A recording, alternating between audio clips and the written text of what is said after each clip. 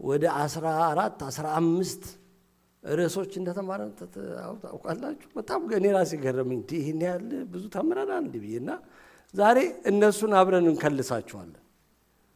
አሜን ነው። በቃ እንከልሳቸዋለን፣ እናስታውሳቸዋለን። ወደ ኋላ ዞር ብለን የጀመርንበትን ክፍል የሐዋርያት ሥራ ምዕራፍ 2 ከቁጥር 37 ጀምሮ አብረን እናነበውና ዘዋላ ጥቂት ክለሳዎች የ14 የ15 ሳምንት ትምህርቶች በሚቀጥለው 40 ደቂቃ ውስጥ ለመጨረስ ሞክራለሁ እና በ40 በ50 ደቂቃ የምትጨርሱ ከሆነ ለምን 15 ሳምንት አደከማችሁ ካላችሁን እሺ ዝርዝሩን በኋላ ነው የምናየው። የሐዋርያት ሥራ ምዕራፍ 2ን ተነስተን ቆመን አብረን እናነበዋለን ከቁጥር 37 ጀምሮ። ቤተክርስቲያን የተወለደችበት ቀን ሐዋርያው ጴጥሮስ መንፈስ ቅዱስ የወረደበት ጊዜ በልሳናት ሲናገሩ ሰምተው ሰዎች ሰክረዋል ካሉ በኋላ ተነስቶ ስለ ክርስቶስ ኢየሱስ ሐዋርያው ጴጥሮስ ሰበከላቸው እና ያንን ከስብከት ከሰሙ በኋላ ቁጥር 37 ጀምረን እናነባዋለን። 36 ላይ እንግዲህ እናንተ የሰቀላችሁትን ኢየሱስን እግዚአብሔር ጌታም ክርስቶስም እንዳደረገው የእስራኤል ወገን ሁሉ በእርግጥ ይወቅ አላቸው ይላልና እና ይሄን ከሰሙ በኋላ እንደዚህ ይላል ቁጥር 37 ላይ ይህንን በሰሙ ጊዜ ልባቸው ተነካ፣ ህዝቡ ማለት ነው። ጴጥሮስንና ሌሎችንም ሐዋርያት ወንድሞች ሆይ ምን እናድርግ አሏቸው። ጴጥሮስም ንስሐ ግቡ፣ ኃጢአታችሁ ይሰረይ ዘንድ እያንዳንዳችሁ በኢየሱስ ክርስቶስ ስም ተጠመቁ፣ የመንፈስ ቅዱስንም ስጦታ ትቀበላላችሁ። የተስፋው ቃል ለእናንተና ለልጆቻችሁ ጌታ አምላካችንም ወደ እርሱ ለሚጠራቸው በሩቅ ላሉ ሁሉ ነውና አላቸው። በብዙ ሌላ ቃልም መሰከረና ከዚህ ጠማማ ትውልድ ዳኑ ብሎ መከራቸው። ቃሉንም የተቀበሉ ተጠመቁ። በዚያም ቀን 3000 የሚያህል ነፍስ ተጨመሩ። በሐዋርያትም ትምህርትና በኅብረት እንጀራውንም በመቁረስ በየጸሎቱም ይተጉ ነበር። ነገር ግን በሰው ሁሉ ፍርሃት ሆነ። በሐዋርያትም እጅ ብዙ ድንቅና ምልክት ተደረገ። ያመኑትም ሁሉ አብረው ነበሩ። ያላቸውንም ሁሉ አንድነት አደረጉ። መሬታቸውንና ጥሪታቸውንም እየሸጡ ማንኛውም እንደሚፈልግ ለሁሉ ያካፍሉት ነበር። በየቀኑም በአንድ ልብ ሆነው በመቅደስ እየተጉ በቤታቸውም እንጀራ እየቆረሱ በደስታና በጥሩ ልብ ምግባቸውን ይመገቡ ነበር። እግዚአብሔርንም እያመሰገኑ በሕዝብ ሁሉ ፊት ሞገስ ነበራቸው። ጌታም የሚድኑትን ዕለት ዕለት በእነርሱ ላይ ይጨምር ነበር። እንጸልይ። እናመሰግንሃለን። በቸርነትህ በምሕረትህ ድንቅ የሆንክ እውነትህን ለልጆች የምትገልጥ የምትናገር የምታስተምር የምትወልድ ደግሞ የምታሳድግ የምትጠራ ደግሞ የምታከብር እግዚአብሔር አምላካችን ስምህ ከዘላለም እስከ ዘላለም የተባረከ ይሁን። በምሕረት ውስጥ ተከልለን በቤት ውስጥ ተገኝተን ተተክለን ጌታ ሆይ በሕይወት ስላለን ደግሞም እያደግን እየሰፋን እየጨመርን ስለሆነ በዚህም ውስጥ እንደገና ደግሞ ጨምሩ እያልክ እየተናገርከን ስለሆነ እናመሰግንሃለን። ክብር ለዘላለም ለአንተ ይሁን። ዛሬም በዚህ ቀን ጌታ ሆይ በጌታ በኢየሱስ ስም ነፍሳችንን መንፈሳችንን በቃልህ እንድታሞቀው በቅዱስ መንፈስህ እንድታነቃቃን ነፍሳችን እንዲነቃ የተኛሽ ነፍስ ብትኖር እንድትነቃ በጌታ በኢየሱስ ክርስቶስ ስም ወደ ተጠራንበት ክብር ወደ ታየልን ክብር ክርስቶስ ኢየሱስን እስክንመስል ድረስ ራስ ወደ ሆነ ወደ ክርስቶስ ማደግ እንዲሆንልን በጌታ በኢየሱስ ስም ጸልያለሁ። ማንም ጌታው ስታክ ያረግ የቆመ አማኝ በመካከላችን እንዳይኖር፣ ባለበት ቦታ የሚሄድ አማኝ እንዳይኖር፣ እንድናድግ የተወለድነው እንድናድግ ነው። የተጠራነው አንተን እንድንመስል ነው። ኑ ያልከን እንድንከተል ነው። በጌታ በኢየሱስ ስም የእግዚአብሔር መንፈስ ካለንበት ቦታ እንድታነቃንቀን እንድታንቀሳቅሰን እኛ ያየነው ስፍራ ሳይሆን አንተ ያየህልን ቦታ እንድታደርሰን በኢየሱስ ክርስቶስ ስም እንጸልያለን። ቃልህን ባርክልን። እኔም መናገር የምችልበትን ጸጋ ስጠኝ። ክብር ተጠቅሎ ለአንተ ብቻ ይሁን በኢየሱስ ክርስቶስ ስም አሜን።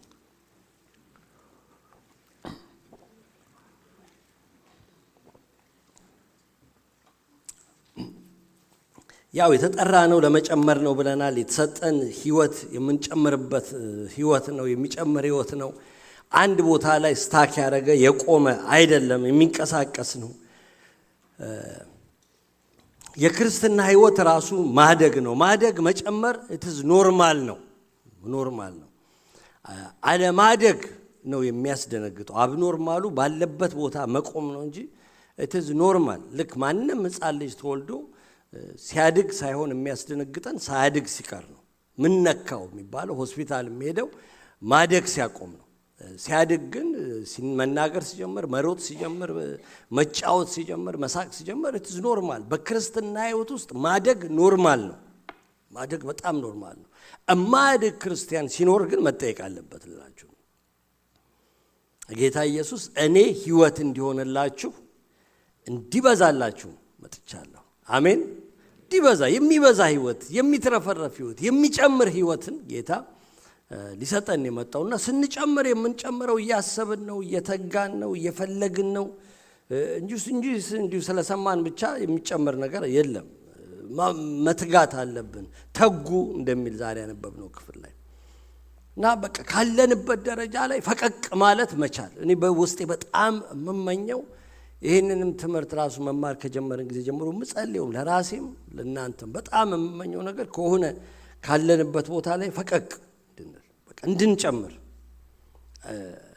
ሰዎችም ስለኛ እንደዛ እንዲሉ እኛም ስለራሳችን የሆነ ለውጥ በእኔ ህይወት ውስጥ አለ እንድንል፣ በቃ የሆነ እድገት በህይወቴ ውስጥ አለ። የጸሎቴ ነገር ተለውጧል። ቃል መስማቴ፣ የማንበቤ ነገር መለወጥ ጀምሯል። ቅድስናዬ መለወጥ ጀምሯል። ጌታን መፈለጌ መለወጥ ጀምሯል። ማገልገሌ መለወጥ ጀምሯል። ውስጤ የሆነ የሚንተከተክ ነገር አለ እንድንል በጌታ በኢየሱስ ክርስቶስ ስም የእግዚአብሔር መንፈስ ያንተክትካል። በእውነት የሆነ የሚፈልግ ነገር አለ፣ የሚመኝ ነገር አለ። ጸልይ ይለኛል። ቅዱሳንን አግኝ ይለኛል። ፍቅር ይለኛል። ህብረት ይለኛል። እንዴ ጠጋበል ይለኛል እንድንል this is normal ዳግመኛ ከተወለድንበት ከመንፈሱ የተነሳ ማለት ነው። የሆነ ከደረስንበት ክብር የሆነ ሌላ ክብር እንዳላይተን ወደ ሌላ ክብር እንድንሻገር ጌታ ጀምሩ አይደለም ያለን፣ ጨምሩ ነው። በመጀመርና በመጨመር መካከል ልዩነት አለ። ብዙዎቻችን ጀምረናል። የሆነ የደረስንበት ክብር የተገለጠልን ነገር አለ። ለዚህ ነው የምንመጣው ቤተ ክርስቲያን፣ ለዚህ ነው ጌታን የምናመልከው። ግን እዛ ላይ እንዳንቆም ለማድረግ ነው። ይሄ ያነበብነው ክፍል ላይ ብዙ ጊዜ እንደተናገርኩት መጀመሪያዎቹ አማኞች ያው ንስሐ በመግባት ጀመሩ ይላል። ንስሐ ግቡ ነው ያላቸው። ልባቸው ተነካ። ምን እናድርግ አሏቸው። ጴጥሮስም ንስሐ ግቡ ብሎ ጀመረ። ሁሉ ክርስትና ንስሐ በመግባት ስለሚጀምር በቃ እኔ ንስሐን የማየው ሁሉ ጊዜ በመተከል ነው። በቃ ያልተተከለ ዛፍ እንደማያድግ ንስሐ የማይገባ ክርስቲያንም ማደግ አይችልም። በቃ አያቆጠቁጥም፣ አያበቅልም፣ ስር የለውም። ንስሐ ኢዝ ኖርማል። በዚህ ዘመን ንስሐ ብዙ አይነገርም። ያው ደስ አይልም መሰለኝ ንስሐ ግቡ ምናምን ኃጢአት ምናምን ነገር ኢቨን ስለ ኢየሱስ እንኳን ደስ የሚል ነገር ነው። ብዙ ጊዜ እኮ የምንሰማው አይደል? በየቃ ኢየሱስን እንወደዋለን። ኢየሱስ ሁሉን ይወዳል። ኢየሱስ ፍቅር ነው። ኢየሱስ የማይወደው የለም። በቃ ሰው ሁሉ is for Jesus በቃ ምናምን ነገር ቸርች ውስጥ ምናምን። ግን ኢየሱስ እኮ he was not popular በምድር ላይ ሲመላለስ። በጣም ከመጠላቱ የተነሳ እኮ ወስደው እኮ ሰቀሉት። ለምን? ንስሐ ገቡ ስለሚል ነው። ንስሐ ለክርስቲያን በጣም ትንፋሻችን ሊሆን አይክበደን ምልላችሁ ነው። እና ሁሉ ጊዜ የሳቅን እየተጫወትን በዛ በሳቅና በጨዋታው መካከል ስር መስደድ ነው፣ መተከል ነው ንስሐ። ስለዚህ በጣም የንስሐ ህይወት ይኑረን። የንስሐ ህይወት በጣም ይኑረን። ስንበድል ይሰማን፣ ጌታን ማሬ ማለት በጣም ቀላል። ወንድሞችን ካሳዘንን አይም ሶሪ ማለት በጣም፣ ትዳር ውስጥ አይም ሶሪ ማለት፣ ከልጆቻችን ጋር አይም ሶሪ ማለት በጣም እንለማመደው። ስህተት ካለ it's okay። አለበለዚያ ያው ስር ያልተተከለ እኮ ዛፍ ወይም ስሩ የተበላ ዛፍ አንድ ቦታ ላይ ያው ይገባቸዋል ምን ሊሆን እንደሚችል። ግን ንስሐ ግቡ ብለው ንስሐ ላይ ግን አላቆሙም። ዝም ብለው ዘመናቸውን ንስሐ እየገቡ አልኖሩ ማለት። ሁሉ ጊዜ ንስሐ መግባት አንድ አባት አለ አረባ ግን ለዚህ አይደረግም ያልኩት ማለት ከ30 ከ40 ዓመት በፊት ያደረገውን ነገር ያስታወሰ ዛሬም ንስሐ ይገባል። ቤተሰብ ነንና ዘመንና በቃ እኔ እኮ ይላል እንትኑ ጥሩ ነው ግን በቃ መጸጸት ምን ማለት ማሰብ የእግዚአብሔርን ምሕረት በዚህ ጊዜ በዚህ ሁኔታ ውስጥ ማሰብ ጥሩ ግን የ30 ዓመት ኃጢአት አሁንም ንስሐ ይገባ በቃ እኮ በክርስቶስ ኢየሱስ ደም ታጥባችኋል፣ ተቀድሳችኋል፣ ጸድቃችኋል። ሃሌሉያ እንጂ ዝም ብለን እያነሳን ንስሐ እየገባን እንድንኖር ጌታ ፈቃዱም አይደለም። እንጨምራለን። ጨመሩ እኮ ነው የሚለው። ንስሐ ገብተው አልቆሙም። በቃ ተጠመቁ አላቸው። በሐዋርያት ትምህርት ይተጉ ነበር፣ በጸሎት ይተጉ ነበር፣ እንጀራን በመቁረስ ይተጉ ነበር፣ በፌሎሺፕ ይተጉ ነበር፣ በምስጋና ይጨምሩ ነበር፣ በህብረት በጣም ይጨምሩ ነበር፣ በመስጠት ያላቸውን ሁሉ በመስጠት ይጨምሩ ነበር። በቃ በእነኚህ ሁሉ ጨመሩ። ማአት ነገር ነው የተዘረዘረው። ጨመሩ ግን በማድረግ እነኚህን በማድረግ ይተጉ ነበር። በትጋት ነው የሚያደርጓቸው እና ይሄ የመትጋታቸው ይሄ የመጨመራቸው ውጤት ደግሞ እግዚአብሔርም በእነሱ ላይ የሚድኑትን ዕለት ዕለት ይጨምር ነበር ይላል። ይጨምር ነበር። በመካከላቸው ደስታ ነበር፣ ፍቅር ነበረ። በመካከላቸው የእግዚአብሔር ሞገስ በላያቸው ላይ ነበረ እና ስለ መጨመር ስናስብ መጀመሪያ ቀን የተነጋገርነው በአምልኮ መጨመር የሚል ነው። ትርጉሙን ተነጋገርን። በአምልኮ መጨመር ብለን በአምልኮ መጨመር መታዘዝ ነው። በአምልኮ መጨመር ዋጋ መክፈል ነው። በአምልኮ መጨመር ከእግዚአብሔር ጋር ባለን ህብረት በዛ በፌሎሺፕ ውስጥ ማደግ መጨመር ማለት ነው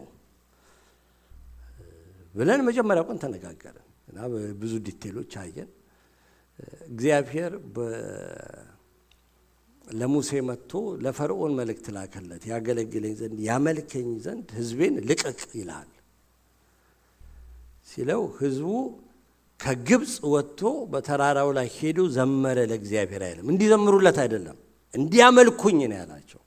እና ተራራ ላይ ሄደው አመለኩት። እንዴት አመለኩት ሲባል በተራራው ላይ መስዋዕት አቀረቡ ለእግዚአብሔር። ካን ዩ ኢማጂን ወደ 600,000 እስራኤላውያን አሕዛቦች ጋር አንድ ጋር ወደ 2 ሚሊዮን የሚደርሱ ነው ተቀላቅለው ወጡ የሚባለው አይደለም። ያ ሁሉ ወደ 2 ሚሊዮን የሚደርስ ህዝብ ስንት 100,000 መስዋዕት እንዳቀረቡ አስቡ። ስለዚህ ተራራው በደም ጨቂቷል። ደም በደም ነው የሆነው። መስዋዕት ሲቀር መታዘዝ ነበረባቸው። that's worship አምልኮ መታዘዝ ነው። መታዘዝ ነው። በአምልኮ መጨመር ስንል እግዚአብሔርን በመታዘዝ መጨመር። በተራራው ላይ የእግዚአብሔርን ድምፅ ህዝቡ ሰሙ። የእግዚአብሔርን ክብር አዩ። የእግዚአብሔርን ህግ ተቀበሉ። በቃ ከእግዚአብሔር ጋር ፌሎሺፕ አደረጉ እዛ ቦታ ላይ። በአምልኮ መጨመር ማለት ከእግዚአብሔር ጋር ፌሎሺፕ በማድረግ መጨመር ነው። እግዚአብሔር ትልቅ አምላክ ነው ማለት ትልቅ የሚለው ቃል አይገልጸውም። እግዚአብሔርን አውቃለሁ። በጣም ከእኛ በጣም ረቂቅ በጣም ምጡቅ አምላክ ነው። ምንም ለእኛ ሊገባን የማይችል አምላክ እንደሆነ አውቃለሁ። ግን በዛ ትልቅነቱና ታላቅነት ውስጥ ከሰው ጋር ፌሎሺፕ የሚያደርግ አምላክ ነው። በሚገርም ሁኔታ ፌሎሺፕ ያደርጋል። በማይገባ ሁኔታ በጣም ፌሎሺፕ ያደርጋል። አንዳንዴ ይገርመኛል እኔ ራሴ ከኛ ጋር ፌሎሺፕ ማድረጉ ከእኔ ጋር ፌሎሺፕ ማድረጉ ግን ይፈልጋል። አምልኮ ማለት አንዱ ትርጉሙ ከመታዘዝ ቀጥሎ ፌሎሺፕ ማድረግ ነው። በተራራው ላይ እግዚአብሔር ከህዝቡ ጋር ህብረት አደረገ። ድምፅ መስማት ነው አምልኮ። ከእግዚአብሔር ግን መቀበል ነው እና በተራራው ላይ ደግሞ የመገናኛውን ድንኳን ሰሩ። ብራቸውን አመጡ፣ ወርቃቸውን አመጡ፣ የተለያየ ቀለም ያለ ልብስ አመጡ መጋረጃ ለመስራት እና የተለያየ ነገር አምጥተው የመገናኛው ድንኳን ተሰራ። ያላቸውን በሙሉ አምጥተው እንደውም ሙሴ በቃ ከዚህ በኋላ አታምጡ ብዙ ወርቅ አመጣችሁ እስኪላቸው ድረስ ማለት ማምለክ ዋጋ መክፈል ነው። የሆነ ነገር ከኛ ውስጥ መውጣት አለበት ስናመልክ። ከመዝሙር ያልፋል እላችሁ ነው። ከማጨብጨብ ያልፋል። ብዙ ጊዜ ወደ አምልኮ እንሄዳለን ሲባል በቃ ስለ መዝሙር ስለ ጭብጨባ ስለምናስብ አምልከን የጨረስን እንዳይመስለን። አምልኮ ውስጥ መታዘዝ አለ። አምልኮ ውስጥ ፌሎሺፕ ማድረግ አለ ከእግዚአብሔር ጋር። አምልኮ ውስጥ ዋጋ መክፈል አለ። የሆነ ነገር ይወጣል ብለን ከዛ በሁለተኛው ቀን ከዛው ከአምልኮ ሳንወጣ መዝሙርን አልረሳናትም። በመዝሙር መጨመር በሚል ደግሞ ጥቂት ተነጋገርን። በአዲስ ኪዳናችን ውስጥ 4 አይነት አምልኮ አላለን። ከንቱ አምልኮ፣ ሳያውቀው አምልኮ፣ እንደፈለጉ አምልኮ፣ እውነተኛ አምልኮ። ጥቅሶቹ ትዝ ይላችኋል ብዬ አስባለሁ። ኖታችሁን ተመልከቱ። ኖቱ ከሌላችሁ ዩቲዩብ ላይ ስቲል ይኖራል። ከሌለን ዩቲዩብ ላይ መታችሁ አነጋግሩ። ግን እንደዚህ አይነት አምልኮች አሉ ብለን በመዝሙር በሙዚቃ እግዚአብሔርን ስለማምለክ በጣም ተነጋገርን። መዝሙር እግዚአብሔር ለኛ ጥቅም ለሱ ደግሞ ክብር የሰጠን መሳሪያ ነው። ስንዘምር ስናመልክ ኦዲየንሳችን አንድ ነው። እዚህ ስናመልክ ቅድም ዘመረን፣ አቤልም ማዘመረ፣ ፓስተር ማይክም ማዘመረ፣ ፓስተር ታሪኩም ማዘመረ። ግን እነሱ አልነበረም። ለነሱ ብለን አይደለም የዘመርነው። ለማን የዘመርነው? ለእግዚአብሔር ነው። ፓስተር ታሪኩ አንዴ ከኔ ጋር አሸብሽበዋል ካለ ስንጀምር ለፓስተር ታሪኩ ብላችሁ ነው ያሸበሸባችሁት። ለፓስተር ታሪኩ ብላችሁ ካሸበሸባችሁት ፌል አድርጋችኋል። ኦዲየንሳችን አንድና አንድ ነው። ስንዘምር እልል ስንል ለእግዚአብሔር ነው እልል የምንለው። ስናጨበጭብ ለእግዚአብሔር ነው የምናጨበጭበው። ማለት በቃ አይምሮአችን፣ ስሜታችን፣ አስተሳሰባችን፣ ልባችን፣ መንፈሳችን፣ ድምጻችን፣ ሰውነታችን ሁለንተናችን ኢንጌጅ ማድረግ አለበት ስናመልክ ስንዘምር ሁለንተናችን። ያ ማለት አጠገባችን ያለውን ሰው እንረብሻለን ማለት አይደለም። አጠገባችሁ ያለውን ሰው ከረበሻችሁት እንደውም እኔ ሁሉ ሊሆን ይችላል መጥቼ ማናገራችሁ። በቃ ሲስተር ተረጋጊ፣ እንዲህ ስትይ በጥፊ እየተማታሽ ነው ምናምን ብዬ ከረበሽን አንረብ። ግን ሳንረብሽ ሁለንተናችን በእግዚአብሔር ላይ ፎከስ አድርገን ይሄ በፍጹም ነፍስ፣ በፍጹም ኃይል፣ በፍጹም ሐሳብ፣ በፍጹም በሁለንተና እግዚአብሔር አምላክን ምን አድርግ ውደድ ማለት ኤቭሪቲንግ ሁሉም ያለ ሁለንተና እግዚአብሔር ጋር ስትገናኝ ኢንቮልቭ ያድርግ። የሚቀር ነገር አይኑር ይላል እና በዛ መዝሙር ውስጥ በዛ አምልኮ ውስጥ እያመለክን እየዘመርን ድምጽ ይመጣል ወገኖች። ትንቢት ይመጣል። እግዚአብሔር ይናገራል። ኤልሳዕ ትዝ ይላችኋል። እነኛ 2 ነገሥታት አካብና ዮሳፍጥ መሰሉ መጥተው ባናገሩት ጊዜ ንገረን፣ እግዚአብሔር እነኝን ሰራዊት በምድረ በዳ ሊጨርሳቸው ነው ያወጣቸው ሲሉ እስቲ በገና ደርዳሪ አምጡልኝ፣ እስቲ መዝሙር እንዘምር አላቸው እና በየዘመሩ ሳሉ የእግዚአብሔር እጅ መጣችበት ይላል እና ድምጽ መጣለት፣ እየተዘመረ መልእክት መጣለት። አይደለም እግዚአብሔር አይጨርሳችሁም፣ እግዚአብሔርማ እንደዚህ ይላችኋል ብሎ ተናገራቸው። የዳዊትን አምልኮ ጊዜ ስንመለከት በነ አሳፍ በነ ኤዶም ኤታም ምናምን ባሉ ዘማሪዎችን አቅሞ ብዙ መዘምራንን ባቆመ ጊዜ አይ ቲንክ አንደኛ ዜና ምዕራፍ 25 ላይ ነው ያለው ቁጥር 1 ላይ እዛ በበገና በመሰንቆ የሚዘምሩ ብዙ ሌዋውያን ዘማሪዎች ነበሩትና በመሰንቆ በመናምን እየዘመሩ ትንቢትን የሚናገሩ ይላል። ማለት በመዝሙር ውስጥ መልእክት አለ። በመዝሙር ውስጥ የእግዚአብሔር ፕሬዘንስ አለ። መዝሙር ዝም ብሎ ሙዚቃ አይደለም። መዝሙር ዝም ብሎ ለመጮህም አይደለም። እኛ ደስ ለማሰኘትም አይደለም። ዘምሩ ለአምላካችን ዘምሩ ይላል መዝሙር 47 ላይ። ዘምሩ ለንጉሳችን ዘምሩ፣ እግዚአብሔር ለምድር ሁሉ ንጉስ ነውና እንዴት ዘምሩ ይላል? በማስተዋል ዘምሩ። ከዛ በሶስተኛው ቀን ስለ ምስጋና ተነጋገርን። ምስጋና በህይወታችን በቃ መለማመድ ያለብን ነገር ነው። ምስጋና የመከራ የፈተና የችግር አለመኖር ምልክት አይደለም። በቅዱሳን ህይወት ውስጥ የእምነት መኖር ምልክት ነው ብዬ ተናግሬ ያለው ትዝ ይላችኋል። እኔ እንደውም ጭንቅላቴ ብዙ ጊዜ ታውቃላችሁ በአማርኛ ነው የሚያስበው። ታውቃላችሁ ጭንቅላት በአማርኛ በእንግሊዝኛ የሚያስባል እና እዚህ ሀገር ስመጣ ወጣት ስለነበርኩ መጀመሪያ የተቀበሉ ሰዎች በመጀመሪያ ያሉኝ ጭንቅላትን በእንግሊዝኛ እንዲያስብ ትሬን አድርገው አሉኝ እና ሞክሬያለሁ ግን ስቲል በአማርኛ ነው የሚያስበው። እግዚአብሔር የተባረከ ይሁን። አማርኛ መላእክት ቋንቋ ነው ምናምን አልላችሁ ግን እና አንዳንድ ጊዜ ግን በእንግሊዝኛ ያስባል እና ይሄንን ስንዘጋጅ ትዝ ይለኛል። በእንግሊዝኛ ያሰብኩበት ነበር። ወይም እግዚአብሔር ይሆናል የሰጠኝና ይሄ praise is not the absence of trials and tribulations but it's the presence of faith in your life የሚል ድምጽ ነበር ውስጥ የመጣው። እምነት ስላለ ነው የምታመሰግነው እንጂ የሆነ መከራ ስለሌለ አይደለም፣ ጥያቄዎች ስለተመለሱ አይደለም።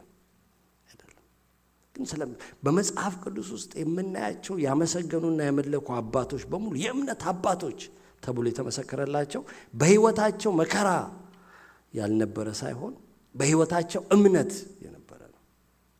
እና ለማመስገን እግዚአብሔር የሆኑ ነገሮችን እስኪመልስ ድረስ አንጠብቅ። ብዙ ጊዜ ምስጋና ፕሮግራም ይዘጋጅ የሆነ ነገር ሲሆን እንደሆነ አውቃለሁ። ስለዚህ ምስጋና ስናመሰግን የግል ይሁን ፐርሰናል ነው፣ ከኔ ውስጥ መውጣት አለበት፣ የኔ ነው ምስጋናዬ። በድምጽ ይሁን ጮክ ብለን እናመስግን። ምስጋናው ዘውትር በአፌ ነው ስለሚል ከአፋችን ይውጣ ምስጋና። እግዚአብሔር በልብ ይመሰገናል አውቃለሁ፣ ግን በአፋችንም ይመስገን። ደግሞ ዕብራውያን ላይ ዘውትር ለእግዚአብሔር የምስጋናን መስዋዕት ማለት ለስሙ የሚመሰክሩ የከንፈሮችን ፍሬ ለእርሱ እናቅርብ ይላል። የከንፈሮችን ፍሬ እናቅርብለትና ምስጋና ደግሞ ሁሉ ጊዜ ይሁን፣ ሁሉ ጊዜ ነው መሆንም ያለበት። ዘወትር በአፌ ነው የሚለው ምስጋናው ዘወትር በአፌ ነው። ስለዚህ አንድ ጊዜ አመስግነን የምንተው አንድ ጊዜ ፕሮግራም አድርገን ልጄ ተመረቀ ብለን ፕሮግራም አድርገን ያው እኔ እንዳደረኩት ባለፈው ዓመት ማለት ነው የምስጋና ፕሮግራም ተደርጎ ተጨብጭቦ የሚቆም ነገር አይደለም። ምስጋና ሁሉ ጊዜ የምንለው ሁሉ ጊዜ ስለ ሁሉ አመስግኑ፣ ሁሉ ጊዜ ስለ ሁሉ አመስግኑ። ከዛ በአራተኛው ቀን በህብረት መጨመር ብለን ህብረት እንድናደርግባት የሰራትን ቤተክርስቲያንን አየን። አብረን ቤተክርስቲያንን እንዋቃታለን።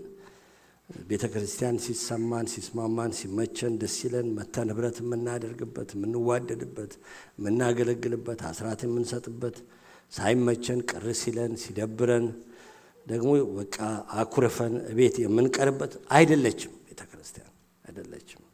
ቤተክርስቲያን ማናት ምን ትመስላለች ስንል መጽሐፍ ቅዱስ ውስጥ በጣም ብዙ መግለጫዎች አሉት ለቤተክርስቲያን ለቅዱሳን ህብረት ከመቶ በላይ መግለጫዎች እንዳሉ ይናገራሉ።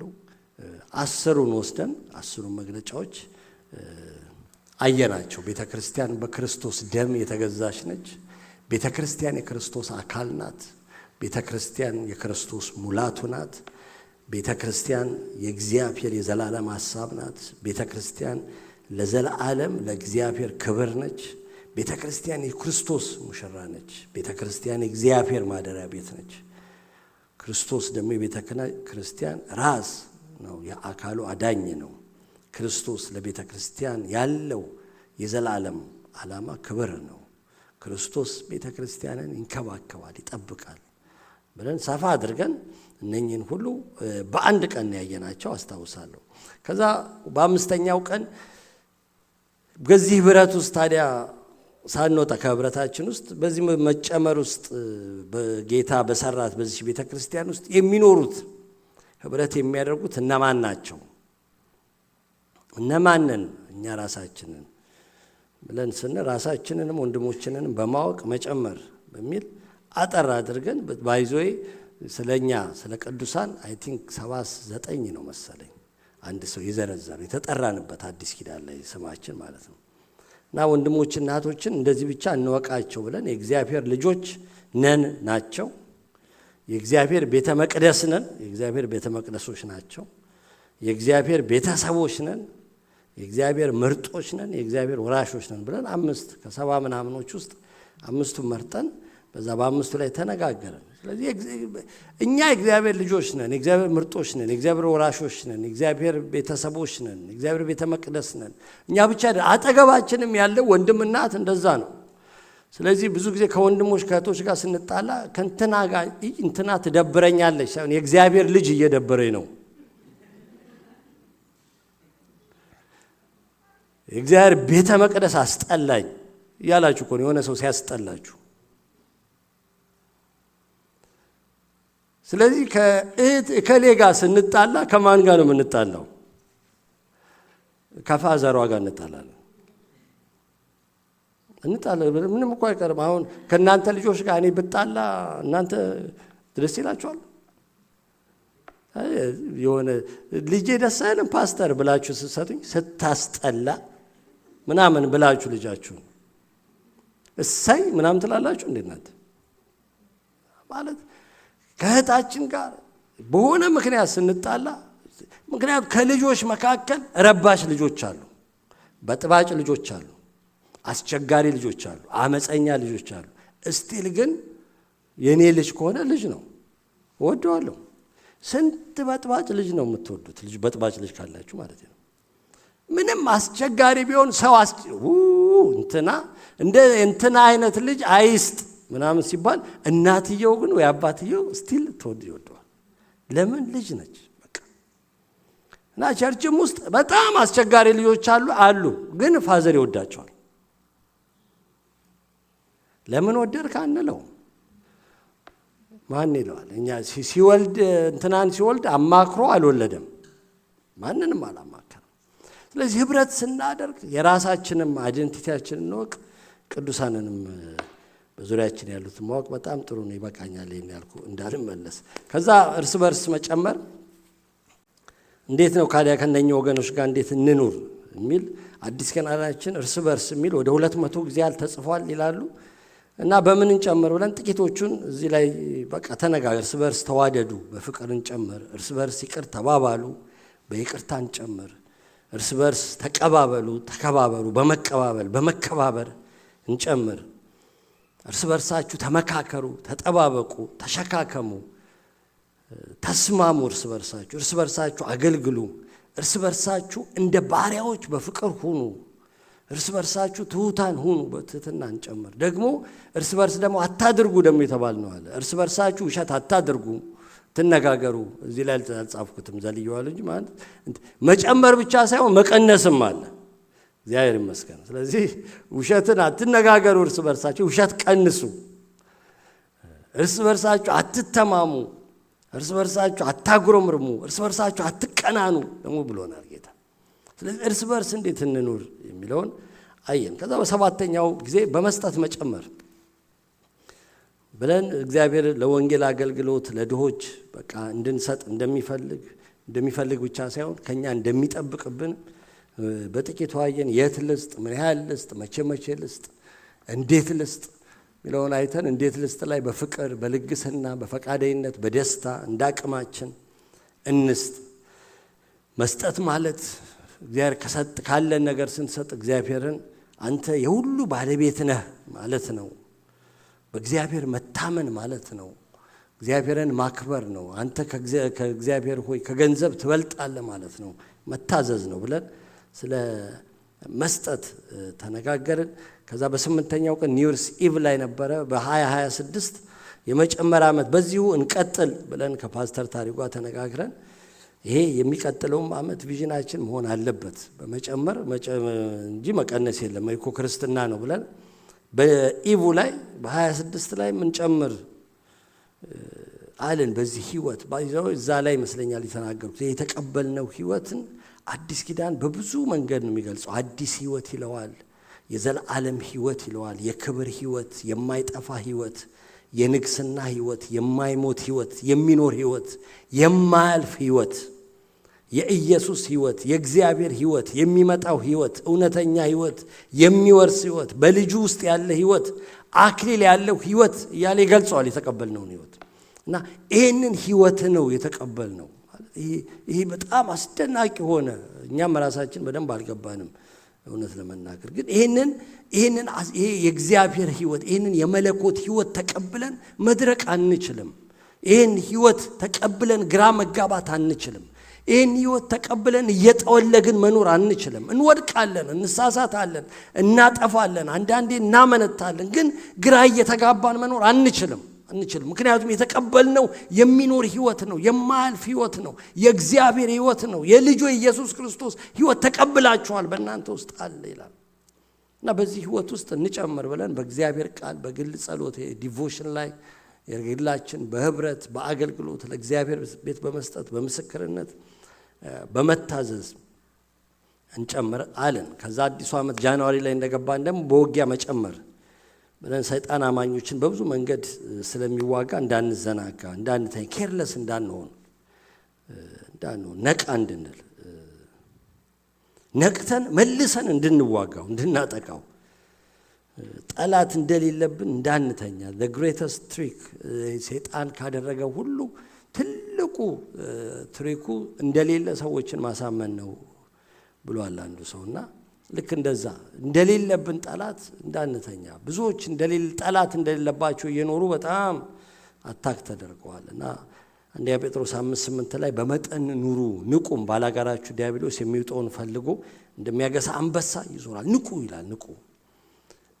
ስለዚህ ነቃ ብለን እንድንዋጋው አማኞችን የሚጥልባቸውን አንድ አራት መንገዶች ማለት ብዙ ናቸው። እንደ ምሳሌ ያክል በበለዓም ውስጥ የሰራው ያ መንፈስ እንዴት እስራኤሎችን በኃጢአት እንዳሳሳታቸው፣ እንዴት እንደመከረው ንጉሱን እስራኤልን መርገም ባቃተ ጊዜ ይሄ ህዝብ የማይረገም ህዝብ ነው፣ በቃ ልረግመው አልችልም፣ ስለዚህ ያለህ አማራጭ አንድ ነው፣ በኃጢአት ጣለው እና ብሎ እንዴት በኃጢአት እንደሚጠላው የመከረበት መንፈስ በአዲስ ኪዳንም ውስጥ እናገኘዋለን። ያን የበለዓም መንፈስ ይለዋል።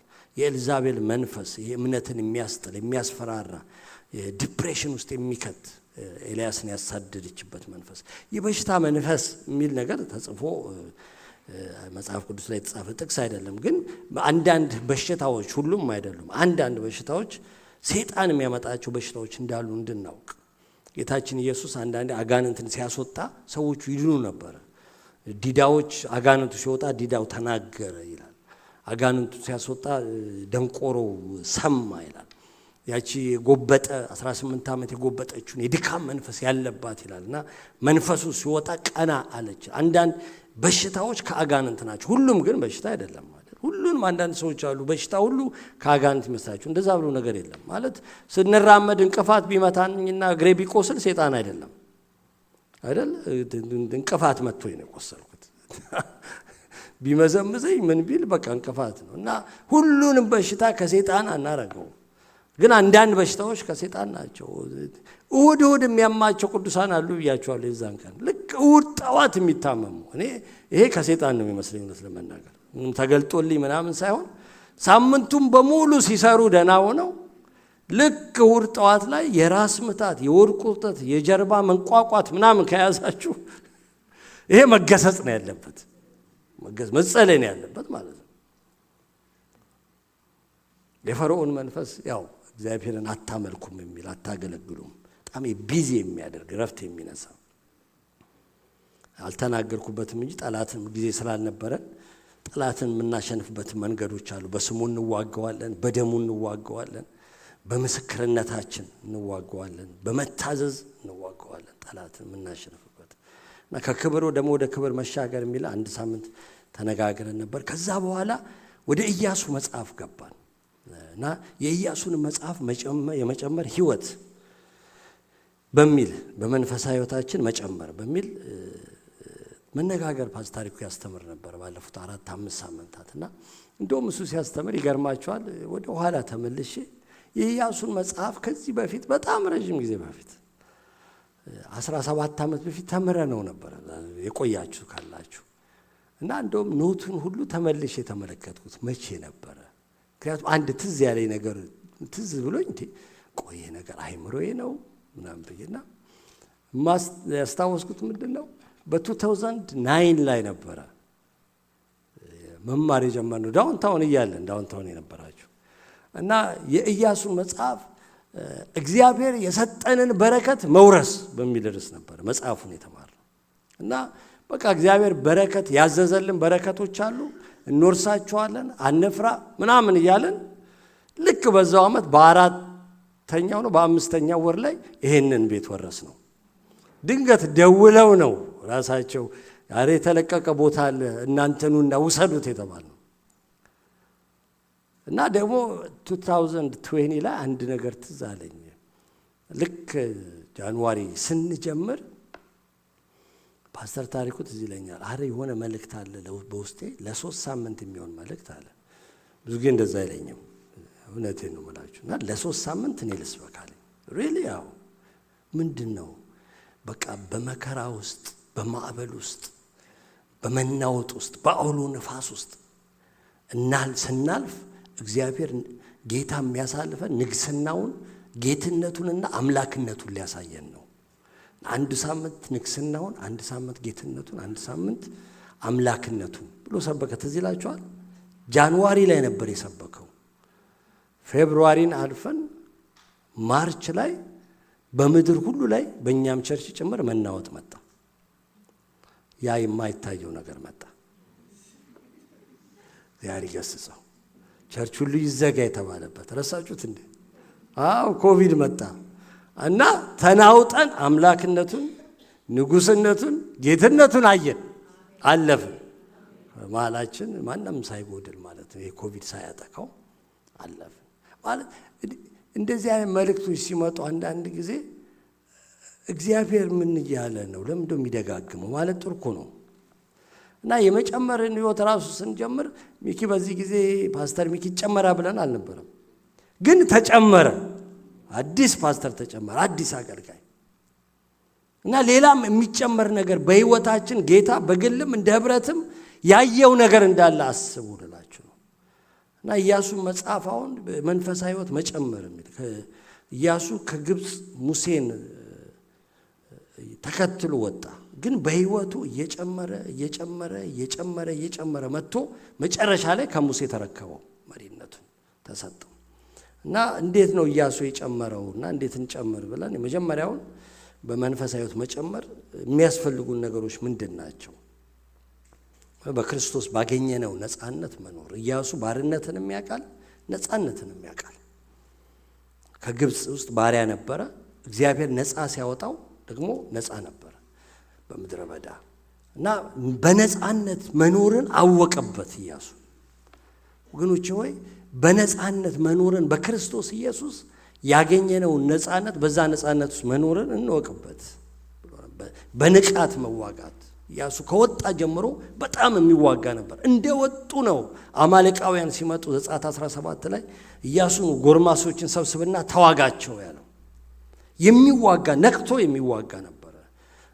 በመሰጠት ማገልገል በጣም የተሰጠ ነበረ። ኢያሱ ከመገናኛው ድንኳን አይርቅም ነበረ። መንፈሳዊ አይኖቻችን መከፈቱ፣ የኢያሱ አይኖች መከፈታቸው ሄዶ ከሰለለ በኋላ ከ12ቱ ጋር 10 አንችልም እኛ አንበጣንን ምን መስለው ሲል ኖ እንደ እንጀራ ይሆኑልናል። ስለዚህ በመንፈሳዊ ህይወት ለመጨመር በዚህ በኩል እንዘጋጅ አለን። ከዛ እዛው ምዕራፍ 1 ላይ የመጨመር 4 መርሆዎች ብለን ከቁጥር 1 እስከ 9 እግዚአብሔር ኢያሱን ሲጠራው እና ህዝቡን አውርስ ሲለው የሰጠው እነኚህን መርሆዎች ነበረ። 4ቱን መርሆዎች እግዚአብሔር የሚናገረውን መስማት።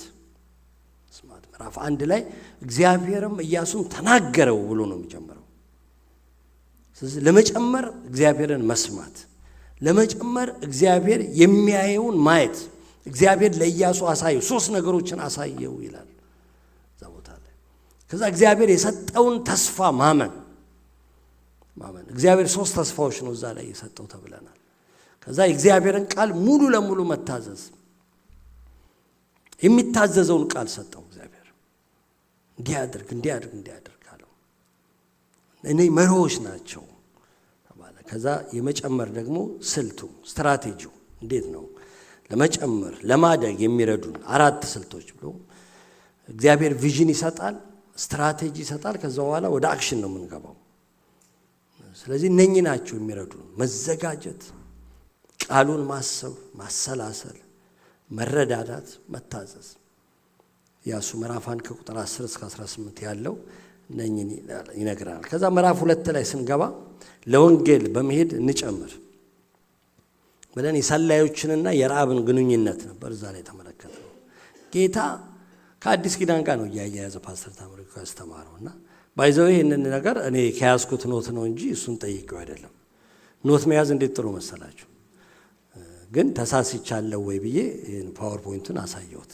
ካንተ ከተናገርከው ውጪ ነው ወይ እዚህ ላይ ያዝኩት። ግን በቃ ጽፌው ስለነበር ይያችኋለሁ። እግዚአብሔር ሲናገረን መጻፍ አለብን እንዳንረሳው። አንዳንዶች በእርግጥ ጭንቅላታችሁ በጣም ሀሪፍ ነው ይይዛል። እሺ ለወንጌል በመሄድ መጨመር ጌታ እንድንከተለው ጠርቶናል። የሰማነው እዛን ቀን የመከተላችን ድምዳሜ ወይም ጌታን የመከተላችን ጎል፣ ጌታን የመከተላችን ግብ።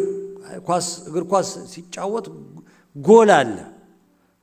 ጎል ካልገባ ግቡ ዋናው የኳሷን መቀባበል ሳይሆን ተቀባብሎ ሄዶ ማግባት ነው አይደለ? ሁሉ ወንዶችም ሴቶችም ኢትዮጵያኖች እናውቃለን። እግር ኳስ ጎል ካልገባ ምንም ጨዋታው ምንም እንትን የለም፣ ዜሮ ነው፣ ፉርሽ ነው። ካልዛ ይገባብናል፣ ካላገባን እንሸነፋለን።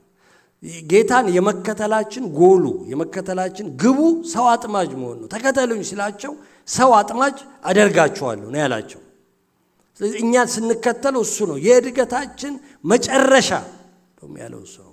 መጨረሻ ሰው አጥማጅ መሆን ነው። የኢየሱስ ክርስቶስ ትልቁ ጩኸቱ ይሄ ነበረ። አሁንም ይሄው ነው። ደቀ መዛሙርቱ ሲጠራቸው ሰው አጥማጅ አደርጋቸዋለሁ አለ። ሲሄድም ሲያርግ ወደ አባቱም ሂዱ ሰው አጥማጆቹ ነው ብሎ ነው የተለያቸው። በዛ በመውጣት ውስጥ የሚሆኑ 4 ነገሮች እነኚህ ናቸው። ለወንጌል ስንሄድ የሚሆኑ እግዚአብሔር ከጠራቸው ጋር ያገናኘናል። እንደ ረዓብ እግዚአብሔር ያዘጋጃቸው ሰዎች አሉ፣ ያገናኘናል። እኛ ተዘጋጅተን እንውጣ እንጂ የእግዚአብሔርን ጥበቃውን እናያለን። በዛ ውስጥ የእግዚአብሔር እጅ ቀድሞ ለሥራ ሲወጣ እንመለከታለን። ይወጣል እና ሰዎች ደግሞ ወደ ድነት ይመጣሉ። በቃ ስንወጣ እንደሚድኑ እናስብ እና እንደውም ስንጨርስ አንድ አደራ ይዘን ወረቀቷን ሁሉ ይዘን የወጣ ነው። በዚህ ዓመት አንድ ሰው ለጌታ ረሳችሁት እንዴ? ልክ ነኝ አይደል? አንድ ሰው ለጌታ ስንት ሰው የመሰከረ ሰው አለ? ወንጌል ለአንድ ሰው የመሰከረ ይሄን መልእክት ከሰማ በኋላ የዛሬ 3 ሳምንት ይመስለኛል የሰበከው ይሄን ጌታ ይመስገን። አንድ ሰው አወጣ፣ 2 3 ሰው 4 ሰው አወጣ። እሺ ይሄን መልእክት ከሰማ በኋላ አንድ ሰው ለጌታ ብሎ ያልመሰከረ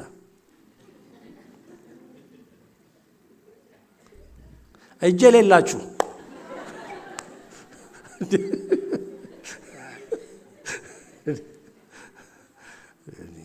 ስንት ቆራጣ አለ አለለም። እንግዲህ ሁላችሁም ተጫብቱኛላችሁ እንዴ ማለት የተማርነው እኮ ልናደርገው ነው። ልክ ነኝ እንድናካ አይደለም። ምን ማወቅ ምን ይሰራል? እውነቴን ነው የምላችሁ። እግዚአብሔርን ማወቅ ማለት ቃል ማወቅ እንዳይመስላችሁ። እግዚአብሔርን ማወቅ ማለት መታዘዝ ነው። በጣም ብዙ ቃል የሚያውቁ እግዚአብሔርን የማያውቁ በጣም ብዙ በሺ የሚቆጠሩ ሰዎች አሉ። ጥቂቶቹን አግኝቻቸዋለሁ። ማወቅ ማለት ቃል ማወቅ አይደለም፣ መታዘዝ ነው።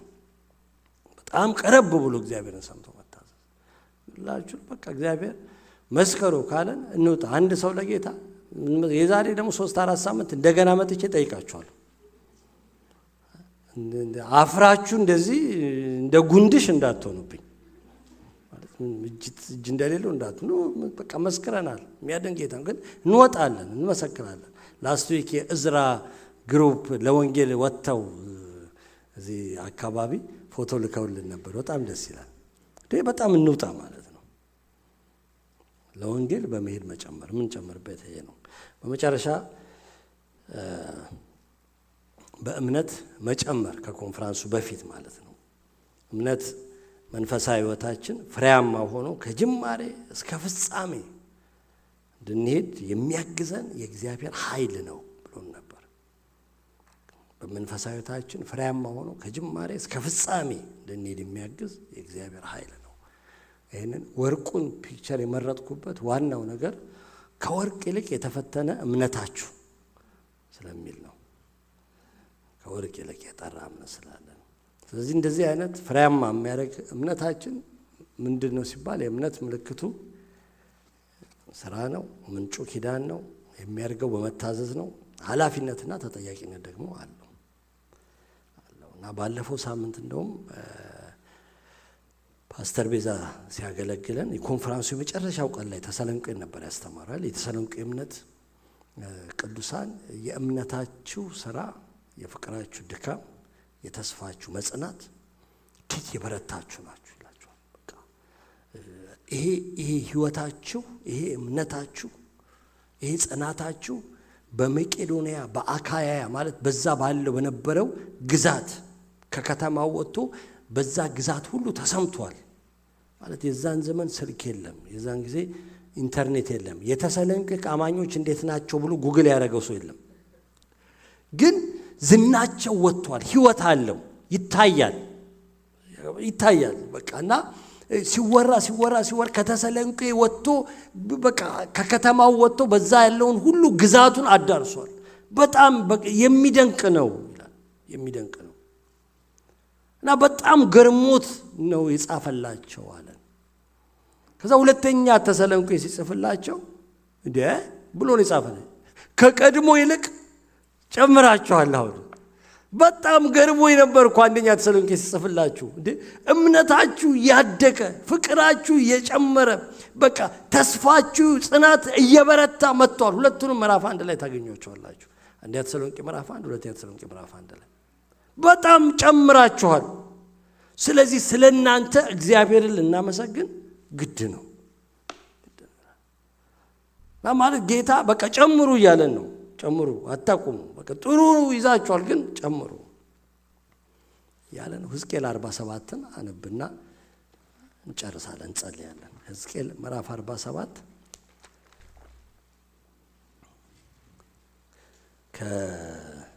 ብዙ ጊዜ ደጋግመን አንብበነዋል። ይህን ክፍል ስንማር ከመቅደሱ ስለሚወጣው ውሃ የሚናገርበት ክፍል ነው።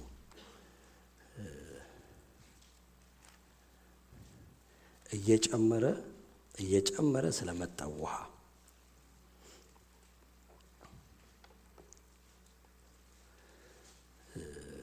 ገጽ 666 ነው በብሉይ ኪዳን 666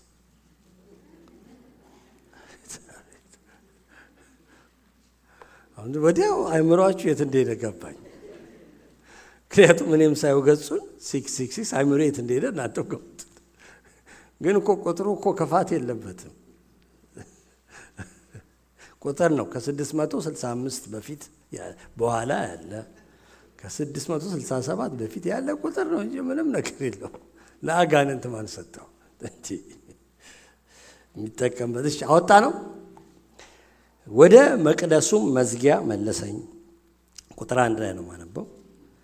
እነሆም ውሃ ከቤቱ መድረክ በታች ወደ ምስራቅ ይወጣ ነበር። የቤቱ ፊት ወደ ምስራቅ ይመለከት ነበርና ውሃውም ከቤቱ ከቀኝ ወገን በታች በመሰዊያው በደቡብ በኩል ይወርድ ነበር። በሰሜኑም በር በኩል አወጣኝ። በስተውጭም ባለው መንገድ ወደ ምስራቅ ወደሚመለከት በስተውጭ ወዳለው በር አዞረኝ። እነሆም ውሃው በቀኝ ወገን ይፈስስ ነበር። ማለት ከመድረኩ በታች ውሃው መውጣት ጀመረ። ልክ እንደዚህ ከፑልፒቱ ስር ማለት ነው። ከዚህ ስር የሚወጣ ውሃ በጣም ትንሽ ነው የሚመስለው እና ግን አሳየኝ፣ ወደ ምስራቅ በኩል አሳየኝ እና ወጣው ይፈስም። ውሃው ሲወጣ ስላየሁት ተከተልኩት ሰውየውን፣ መልአኩን ይላል። ሰውየውም ገመዱን በእጁ ይዞ ወደ ምስራቅ ወጣ፣ 1000 ክንድ ለካ፣ በውሃውም ውስጥ አሻገረኝ። ውሃው እስከ ቁርጭምጭሚት ደረሰ። ደግሞ 1000 ለካ፣ በውሃውም ውስጥ አሻገረኝ። ውሃውም እስከ ጉልበት ደረሰ። ደግሞም 1000 ለካ፣ በውሃውም ውስጥ አሻገረኝ። ውሃውም እስከ ወገብ ደረሰ። ደግሞ 1000 ለካ፣ ልሻገረውም የማልችለው ወንዝ ሆነ። ውሃውም ጥልቅ ነበር፣ የሚዋኝበትም ውሃ ነበር። ሰው ሊሻገረው የማይችለው ወንዝ ነበር። እርሱም የሰው ልጅ ሆይ አይተሃልን አለኝ። አመጣኝም፣ ወደ ወንዙም ዳር መለሰኝ። በተመለስኩ ጊዜ እነሆ በወንዙ ዳር በዚህና በዚያ እጅግ ብዙ ዛፎች ነበሩ። እርሱም እንዲህ አለኝ፣ ይህ ውሃ ወደ ምስራቅ ምድር ይወጣል፣ ወደ አረባም ይወርዳል፣ ወደ ባህሩም ይገባል። ወደ ባህሩም ወደ ረከሰው ውሃ በገባ ጊዜ ውሃው ይፈወሳል። ሕያው ነፍስ ያለው ተንቀሳቃሽ ሁሉ ወንዙ በመጣበት ስፍራ ሁሉ በሕይወት ይኖራል። ይህም ውሃ በዚያ ስለደረሰ ዓሣዎች እጅግ ይበዛሉ፣ የባህሩም ውሃ ይፈወሳል። ወንዙም በሚመጣበት ያለው ሁሉ በሕይወት ይኖራል። አጥማጆችም በዚያ ይቆማሉ። ከዓይን ጋንዲ ጀምሮ እስከ ዓይን ጌላይም ድረስ መረብ መዘርጊያ ይሆናል። ዓሣዎችም እንደ ታላቁ ባህር ዓሣዎች በየወገናቸው እጅግ ይበዛሉ። ረግረጉና እቋሪው ውሃ ግን ጨው እንደሆነ ይኖራል እንጂ አይፈወስም። ስታክ ያደረገው ውሃ፣ የማይንቀሳቀሰው ውሃ። በወንዙም አጠገብ በባህሩ ዳር በላይ በዚህና በዚያ ፍሬው የሚበላ ዛፍ ሁሉ ይበቅላል፣ ቅጠሉም አይረግፍም፣ ፍሬውም አይጎልም። ውሃውም ከመቅደስ ይወጣልና በየወሩ ሁሉ የፍሬ በኩል ያገኛል። ፍሬውም ለመብል ቅጠሉም ለመድኃኒት ይሆናል።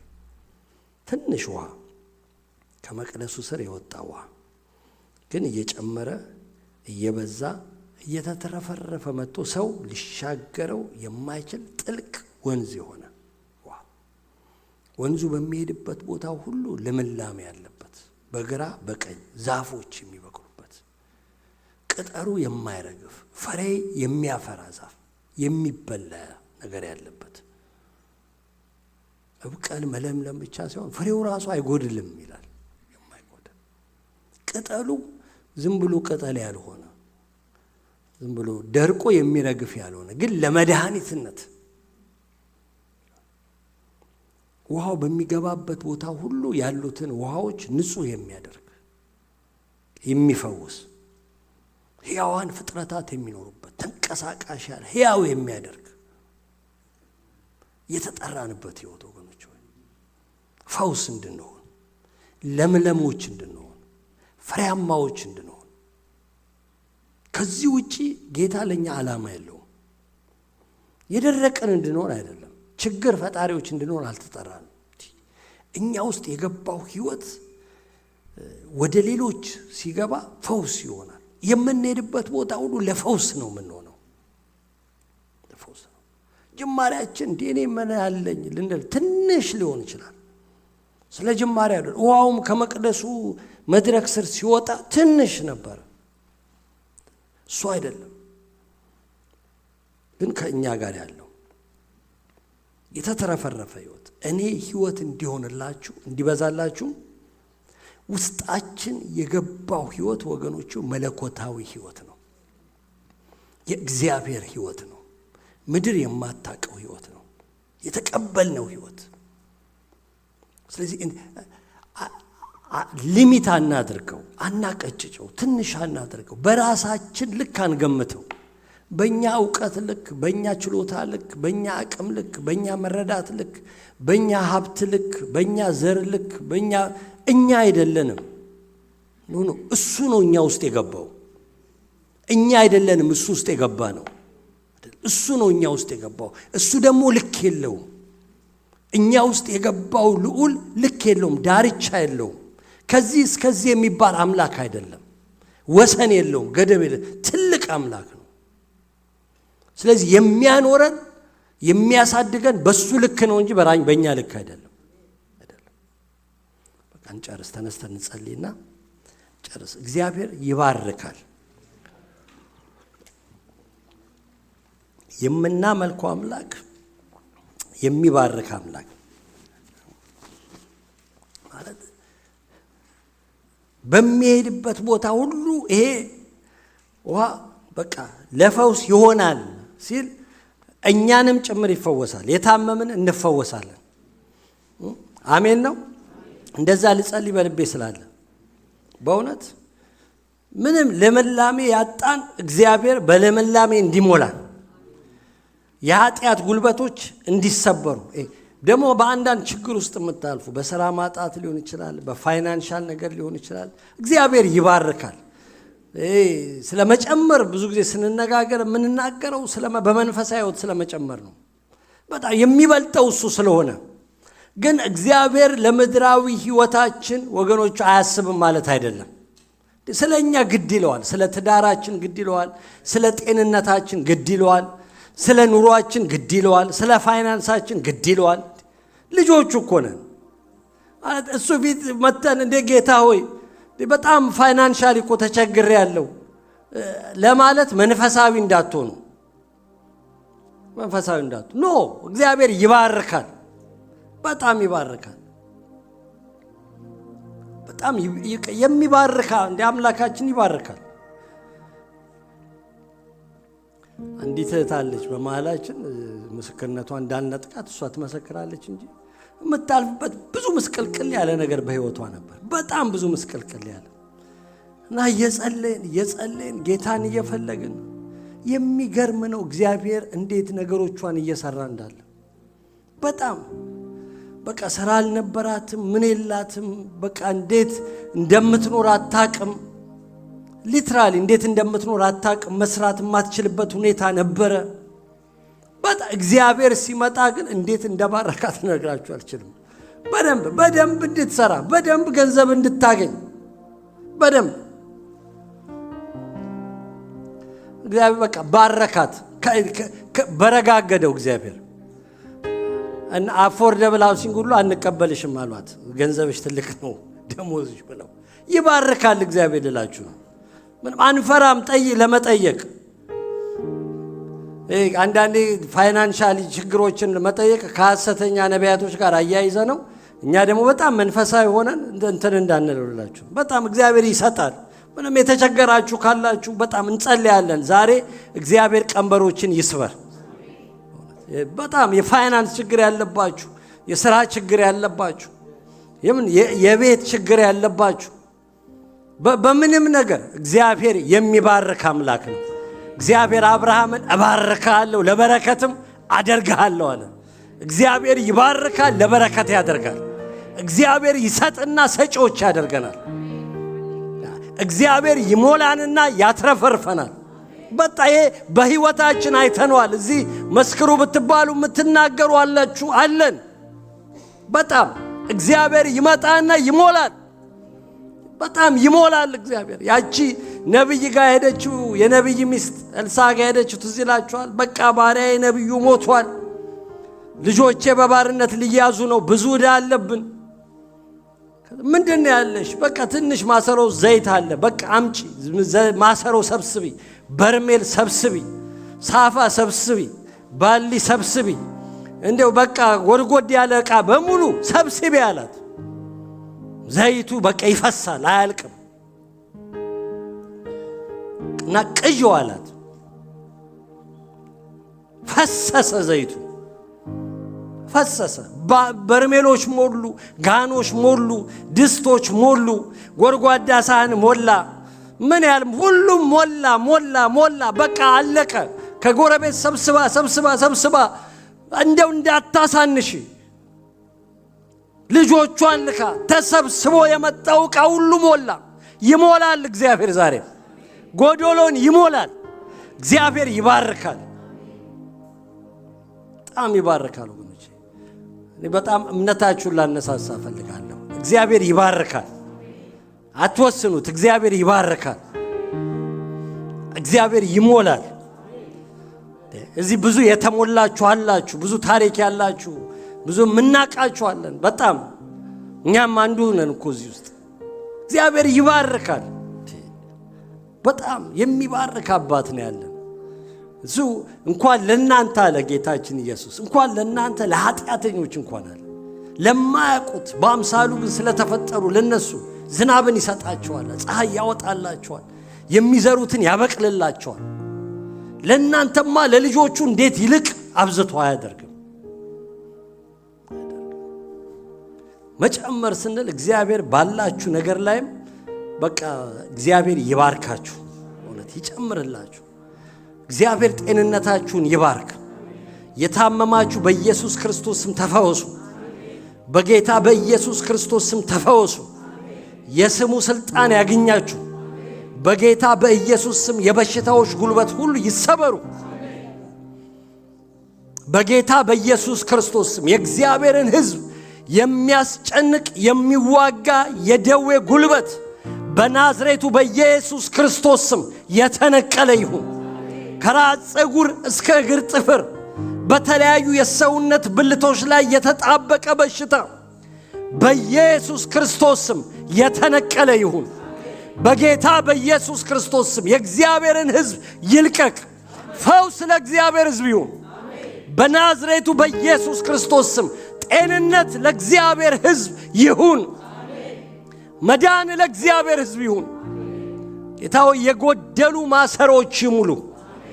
እኔ ጸልያለሁ ጌታ ሆይ እነሆ የቤታቸውን ነገር ጉድለታቸውን ሸፍነው ዘግተው የመጡ የኔን ነገር እንዴት ታደርገዋለህ የሚሉ በፋይናንስ እጦት የተቸገሩ ቢኖሩ በዚህ መሃል በጌታ በኢየሱስ ስም የእግዚአብሔር ሙላት ያገኛቸው። የሰው በረከት አይደለም፣ የሰው ሙላት አይደለም፣ የመለኮት ሙላት በጌታ በኢየሱስ ስም ያገኛቸው። ብሩ የኔ ነው ወርቁም የኔ ነው ያልክ የሰራዊት ጌታ እግዚአብሔር በጌታ በኢየሱስ ክርስቶስ ስም ይሄንን ካለ ሀብት ውስጥ እየቆረስክ በዚህ ላሉ ለተቸገሩ ወንድሞችና እህቶች በኢየሱስ ክርስቶስ ስም ይሰጣቸው። ጉድለታቸው ይሙላ፣ ባዶነታቸው ይትረፍረፍ። ጌታ ሆይ ሞልተው እንዲሰጡ፣ ጌታ ሆይ ተትረፍርፈው እንዲሰጡ፣ ይሄስ የእግዚአብሔር በረከት ነው እንዲሉ ጌታ ሆይ በጌታ በኢየሱስ ክርስቶስ ስም የተባረኩ ይሁኑ። የጠላት ቀንበር ይሰበር። የእግዚአብሔርን ሕዝብ በረከት የሚዋጋ አጋንንት በኢየሱስ ክርስቶስ ስም የተወጋ ይሁን። በጌታ በኢየሱስ ስም የተሰበረ ይሁን። የሚመጣበት ቻናሎች በኢየሱስ ክርስቶስ ስም ይዘጉ። የጠላት መንገዶች የእግዚአብሔርን ሕዝብ የሚያጎሳቁልበት ነገር በሙሉ በናዝሬቱ በኢየሱስ ክርስቶስ ስም የታሰረ ይሁን። ጠላት በጌታ በኢየሱስ ስም ባዘጋጀው ወጥመድ ይጠመድ፣ ይያዝ። ጌታ ሆይ የተዘጉ የሥራ በሮች ይከፈቱ። ሥራ የሚፈልጉ በጌታ በኢየሱስ ስም የሥራ በር ይከፈትላቸው። የትምህርት በሮች ይከፈቱ። የእግዚአብሔር ሕዝብ በእግዚአብሔር በረከት የተትረፈረፈ ይሁን። የእግዚአብሔር ሕዝብ በእግዚአብሔር በረከት የረሰረሰ ይሁን። ጌታ ሆይ ኃጢአት የሚያስጨንቃት ነፍስ በኢየሱስ ክርስቶስ ስም ነጻ ትውጣ። ጌታ ሆይ የኃጢአት ቀንበሮች ይሰበሩ። ጠላት የሚያታልልበት መንገድ በናዝሬቱ በኢየሱስ ክርስቶስ ስም ባዶ ይሁን። በስም ጸለይን ጌታ ሆይ ኃይል ያለው የኃጢአት ጉልበት በኢየሱስ ስም የተሰበረ ይሁን። ቀንበር በኢየሱስ ስም የተሰበረ ይሁን። ነጻ ትውጣ ይች ነፍስ ጌታ ሆይ በናዝሬቱ በኢየሱስ ክርስቶስ ለእግዚአብሔር ክብር ነጻ ትውጣ። ለቅድስና ነጻ ትውጣ።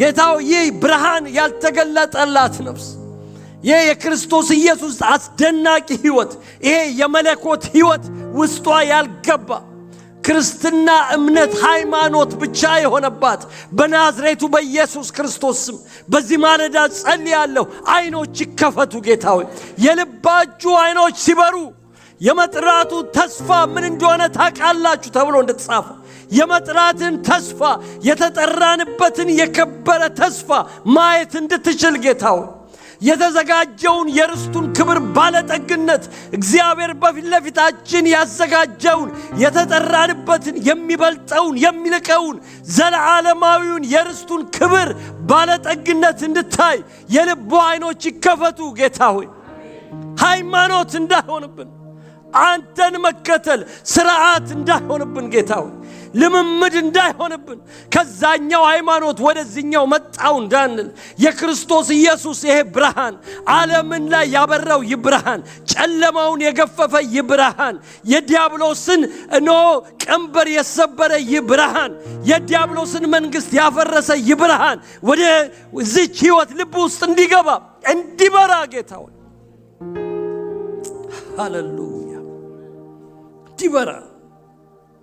ዲበራ ስንከተለ በርቶልን እንድንከተለ ገብቶን እንድንከተለ ልጅነታችን ገብቶን መወደዳችን ገብቶን መጠራታችን ገብቶን ያንተ መሆናችን ገብቶን ለበጉ ሰርግ ራት የተዘጋጀን እንደሆነ ገብቶን ኢየሱስ ክርስቶስ ዛሬ ነገ ከነጎዲያ ሲመጣ እሱን ፊት ለፊት አይተነው እሱን እንደምንመስለው ገብቶን አውቀን ጌታ እየናፈቀን መምጣቱን እንደ ተሰሎንቄ አማኞች መምጣቱን እየናፈቀን እንድንጠብቅ በጌታ በኢየሱስ ክርስቶስ ስም ጸልያለሁ። ጌታ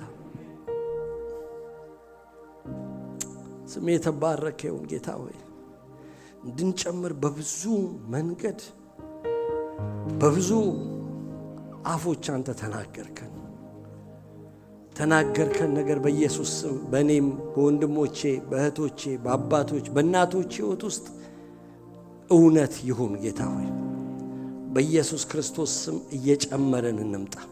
እንደ ትላንትናው እንዳንኖር እንደ ትላንትናው እንዳናስብ ጌታ ሆይ የሚጨምር ሕይወት እንዲኖረን የሚበዛ ሕይወት እንዲኖረን የሚትረፈረፍ ሕይወት እንዲኖረን በኢየሱስ ክርስቶስ ስም ጸልያለሁ። ስምህ ለዘላለም ይባረክ። እናመሰግንሃለን።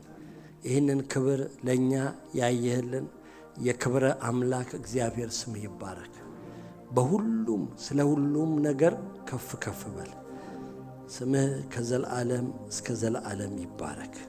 ታላቅነትም መፈራትም መደነቅም ስግደትም ከፍ ከፍ ማለትም ለአንተ ብቻ በኢየሱስ ክርስቶስ ስም ይሁን፣ አሜን።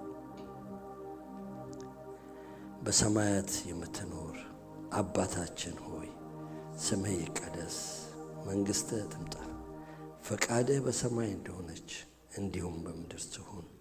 የዕለት እንጀራችንን ስጠን ዛሬ፣ በደላችንን ይቅር በለን እኛም የበደሉንን ይቅር እንደምንል፣ ወደ ፈተናም አታግባን ከክፉ ሁሉ አድነን እንጂ መንግሥት ያንተ ናትና፣ ኃይል፣ ክብር፣ ምስጋናም ለዘላለሙ አሜን። እግዚአብሔር ይባርካችሁ፣ እግዚአብሔር ይጠብቃችሁ፣ እግዚአብሔር ፊቱን ያብራላችሁ። በሕይወታችሁ በሁሉ አቅጣጫ የምትጨምሩበትን ጸጋ፣ ጥበብ፣ ማስተዋልና ትጋት እግዚአብሔር ይጨምርላችሁ። እናንተ የዓለም ብርሃን ናችሁ፣ እናንተ የምድር ጨው ናችሁ እንዳላችሁ ጌታችን ኢየሱስ ክርስቶስ በምድር ሁሉ ፊት እንዲሁ ተመላለሱ። በአብ በወልድ በመንፈስ ቅዱስ አንድ አምላክ ስም